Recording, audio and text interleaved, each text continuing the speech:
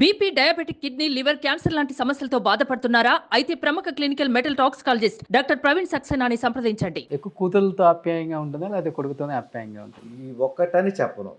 ఎందుకంటే మా రవళి హరితను అడిగితే నేనంటే ఇష్టం అంటారు. ఓకే. అమ్మకి అన్నయ్య అంటేనే ఇష్టం అంటారు. నేను చెప్పేది అంటే కూతుళ్ళు అంటే ఇష్టం. ఎందుకంటే ముగ్గురు ఒకటే అమ్మకి. ఎప్పుడైతే ఫాదరు లేరో మదర్ ముగ్గురిని ఈక్వల్గా చూసుకుంటూ వచ్చింది. ముగ్గురు ఎంతవరకు సంపాదించుకున్నారో వాళ్ళకి ఎంతెంత ఇవ్వాలి అంతవరకు ఇచ్చేసాం. హ్యాపీ వెల్ సెటిల్డ్, అందరూ తెలిసిన విషయం మీ అందరికీ. లక్కీగా రియల్ ఎస్టేట్ పెరిగి మన ప్రాపర్టీస్ పెరిగి ఈరోజు నిలబడగలిగాం. అదేవిధంగా ఆర్టిస్ట్గా యాక్ట్ చేసుకుంటున్నాం. చాలా సీరియల్స్ కానీ ఇంకా రేపటి రోజున మూవీస్ కానీ డెఫినెట్గా చేస్తాను నేను మూవీస్. మళ్ళీ మంచి ఆఫర్స్ వస్తే మాస్టర్ సినిమాకి ఎలాగైతే కాల్ వచ్చిందో నాకు, అదేవిధంగా పెద్ద హీరోస్ నుంచి మళ్ళీ కాల్ వస్తుంది డెఫినెట్గా. ఇంట్రెస్ట్తో ఉన్నాం కాబట్టి, ఆశిస్తున్నాం కాబట్టి, ఎదురు చూస్తున్నాం కాబట్టి డెఫినెట్ జరుగుద్ది. అమ్మ ఏంటంటే నాన్నగారు లేకపోవటం వల్ల ముగ్గురిని సమానంగా చూస్తుంది. ముగ్గురి మీద ఇప్పటికీ ఒకే ఇష్టం. ముఖ్యంగా ఏంటంటే నేను చెప్పొచ్చేది కొడుకే ఇంపార్టెంట్ ప్రతి తల్లిదండ్రులకు కూడా. కొడుకు లేకపోతే కూతుళ్ళు అవుతారు.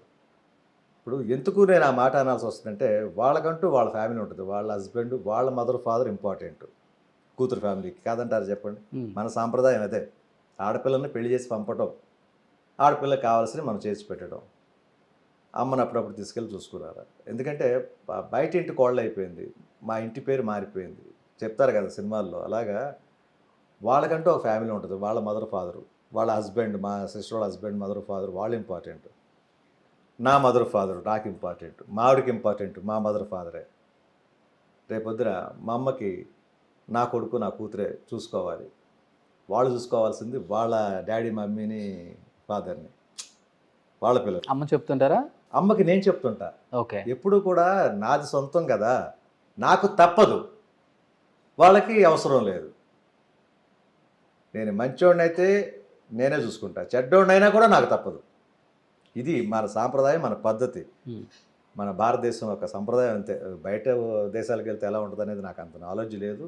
తెలుసుకున్నాను కానీ అంత మాట్లాడక్కర్లేదు. మనం ప్రతి వాళ్ళకి కూడా కొడుగ్గా పుట్టే మాత్రం, కొడుకు అనేవాడు ఉంటే మాత్రం ప్రతి పేరెంట్స్ బాధ్యత కొడుకే తీసుకుంటాడు, కొడుకే తీసుకోవాలి. ఇది ఇంపార్టెంట్. ఆడపిల్లలు ఉన్నారంటే ఇప్పుడంతా అనాథాశ్రమంలో వదిలేసి వెళ్ళిపోతున్నారు అంతా. అదే నేను బాధపడతాను. ఎందుకంటే రేపటి రోజు నన్ను నా పిల్లలు వదిలేస్తే ఏంటి నా పరిస్థితి? ఫాస్ట్ గుర్తు వస్తుంది వీడికి. అసలు ఇప్పుడు తల్లిని నేను ఎలా పంపించగలను? నేను నేర్పినోడిని అవుతాను నా పిల్లలకి. అది అర్థమే సావట్లా. అనాథాశ్రమంలో పెట్టే వాళ్ళకి అర్థం రావట్లా. నా పిల్లలు మంచి నాలెడ్జ్ వచ్చి మంచి మెచ్యూరిటీ పెరిగిన తర్వాత మా అమ్మని తీసుకెళ్ళి నేను అనాథాశ్రమంలో పెడితే వీడు చూసి నేర్చుకోరు. ఓహో పెద్ద అయిన తర్వాత తీసుకెళ్ళి పెట్టాలనుకుంటాను. రేపొద్దు నన్ను పెడితే అంటే నాకు నేనుగా తప్పు నేర్పినట్టు అవుతుందిగా పిల్లలకి. అది చాలా రాంగ్.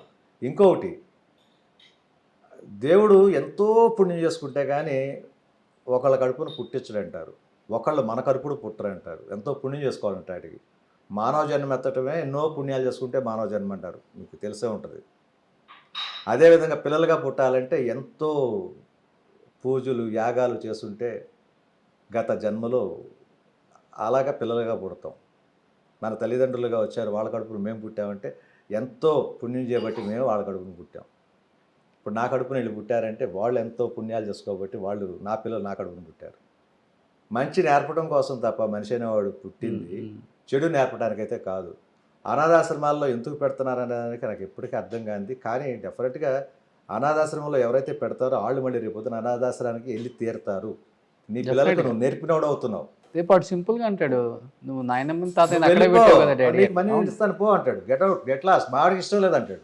అంటే మా అత్తమ్మ వాళ్ళకి ఇష్టం లేదంటాడు. వాడి ఇష్టం ఏదైనా చెప్పొచ్చు. అదంటే నువ్వుగా నేర్పిందేగా. తప్పదు. అమ్మ నా తర్వాత మనల్ని కన్న తల్లి. ఎంతో పుణ్యం చేసుకుంటే నా తల్లి రావిడ. నేను ఎంతో పుణ్యం చేసుకుని వాడు కడుపు పుట్టాను. నానమ్మని జాగ్రత్తగా చూసుకోవాలని నా కొడుకు నేను నేర్పుతున్నాను. ఇప్పుడు నేను చేసుకోవాలి. ఎందుకంటే నాన్నగారు చిన్న వయసులో చనిపోయినప్పుడు కూడా ఇప్పుడంటే కొత్త టెక్నాలజీ, వాట్సాప్ లో పంపించచ్చు, కాల్ చేయొచ్చు. అప్పుడంతా ట్రంక్ కాల్. పిల్లలకి నేర్పుకోండి ఫస్ట్. ప్రతి ఆల్బమ్ పట్టుకొని మెట్లెక్కి నా కొడుకు యాక్ట్ చేస్తున్నాడు, నా పెద్ద కూతురు యాక్ట్ చేస్తుంది, నా చిన్న కూతురు యాక్ట్ చేస్తుంది, మంచి అవకాశాలు ఇవ్వండి. అమ్మ ప్రతి ప్రొడ్యూసర్, ప్రతి డైరెక్టర్ని ఎంతగా బతిలాడుకొని అంటారు. అదే చెప్పేది. ఎప్పుడు కూడా కష్టపడాలి ప్రతి వాళ్ళు కష్టపడితే ఫలితం దక్కదు. ముఖ్యంగా నాకు తెలిసి జాతకాలు బాగున్నాయి, నేను కూర్చుంటాను, నేనే కింగ్ అంటే కష్టపడాలి, వర్క్ చేయాలి, మంచి బిహేవియర్ ముఖ్యం. మంచి బిహేవియర్ ఎవరి దగ్గర నుంచి వస్తుంది? పేరెంట్స్ దగ్గర నుంచి వస్తుంది. తెలుసా మీకు అది? అవును. ఫస్ట్ నేర్చుకోవాల్సింది పేరెంట్స్ దగ్గర, తర్వాత ఫ్రెండ్స్ దగ్గర, తర్వాత మెచ్యూరిటీ పెరిగాక మనం ఎలా ఉండాలని మనం నిర్ణయం చేసుకోవాలి. అందువల్ల ఏంటంటే ఫస్ట్ పేరెంట్స్ కాబట్టి పేరెంట్స్కి ఇచ్చే వాల్యూస్ పేరెంట్స్కి ఎప్పుడు ఇవ్వాలి. వాళ్ళని డీగ్రేడ్ చేస్తే నువ్వే డీగ్రేడ్ అవుతావు. అది నీ నెక్స్ట్ జనరేషన్కి నువ్వే నేర్పుతున్నట్లు లెక్క అవుద్ది. అవును. అది తెలుసుకోండి. ఇప్పటికీ వాళ్ళకి నేను సజెషన్ ఇస్తున్నాను, తెలుసుకోండి. అసలు అనాథాశ్రమాలు ఎందుకు పెట్టారో నాకు అర్థం కాదు, ఎంతో గవర్నమెంట్ సపోర్ట్ చేస్తుందో నాకు అర్థం కాదు. నో స్మోకింగ్ అంటారు, చాలా దారుణం అంటారు. Smoking, drinking, alcohol is very dangerous అంటారు. ఎందుకు పెడుతున్నారు, ఎందుకు అమ్ముతున్నారు అన్నది ఎవరికి అర్థం కాని విషయం. అవును. సేమ్ అదే విధంగా అనాథ శరణాలు ఎవరు పెట్టమన్నారు? గవర్నమెంట్ని ఎవరు సపోర్ట్ చేయమన్నారు? నిజంగా అడుగుతున్నా నేను.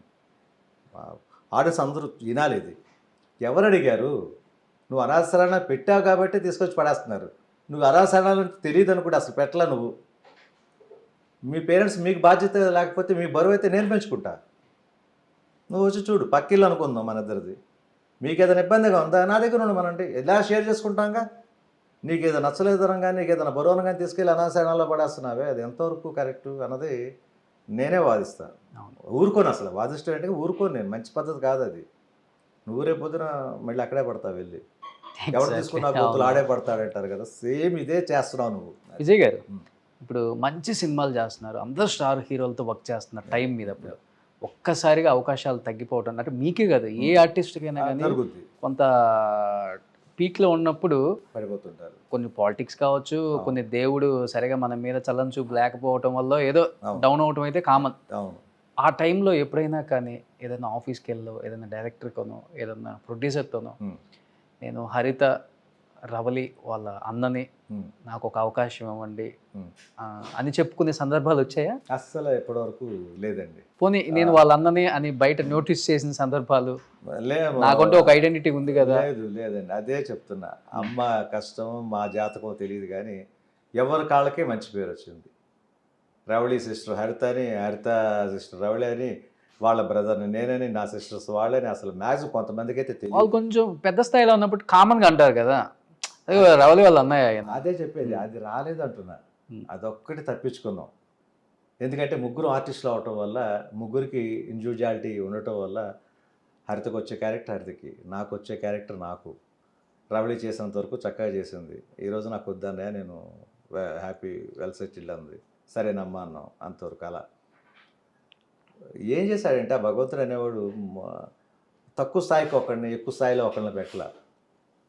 ఎవరికి ఇవ్వాల్సింది వాళ్ళకి కొంచెం ఒక చిన్న స్టెప్ తేడాతో తప్ప ఈక్వల్గానే పెట్టాడు. ఎక్కడో టాప్లో ఒకరి నుంచి డౌన్లో ఒకరిని ఉంచాల.